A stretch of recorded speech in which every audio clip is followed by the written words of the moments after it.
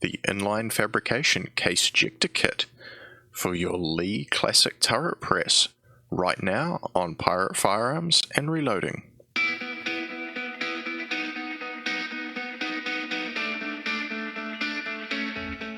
The next product from Inline Fabrication that I'm going to show you is a case ejector system. So you've already seen the ergo roller handle. Basically, when you get these turret presses to start with, you get this operation rod which turns your tool head like that, in which you install the dies, and it allows it to rotate one position with every stroke of the ram. Now that by default is actually a counterclockwise rotation. Okay, so when you set your dies up, you set them out in a counterclockwise rotation. What Inline Fabrication have done has produced a operation rod that goes in a clockwise fashion. Okay, and then they have this little guy which is an ejector with a little rubber arm on it.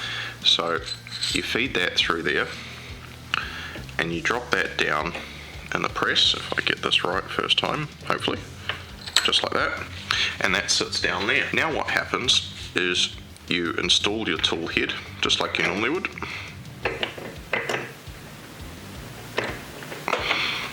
Sorry, bring the ram up so the operation rod free turns. Install your tool head, and then you'll notice this little ejector lever turns around with every rotation of the tool head. We'll just leave it there in that staged position. Install the shell holder. Install the bin. Now, I got these from Inline Fabrication, but this is where this little mounting plate comes in. So normally you'd bolt these directly to the bottom of your press and then either to the bench or to their mount, which is really nice. I really would like one at some point, but at this stage the Lee quick change is working for me. So you drop the bin onto this bracket. Now I've actually drilled extra holes in mine and mounted it under the Lee quick change plate. So you drop it on and it comes with this ramp. So it's got a nice bracket, and this is 3M dual lock. It's kind of like Velcro, but it kind of locks firmly in place. It's a little bit, say it's an improved Velcro, and all you do is you drop it there and push it on, and it's now clipped over the edge of the bin. So what happens when you're coming to your last process with your 44 Magnum in this case, you bring that up and you're doing your crimp and final post size. You drop it back down and it kicks it out into the bin. Now the other thing that Inline Fabrication do is these bin barriers. You can get them without the branding if you really wanted to, but they slot in the front label position. So as the bin fills up, it means that they're not going to spew out. Now there is room.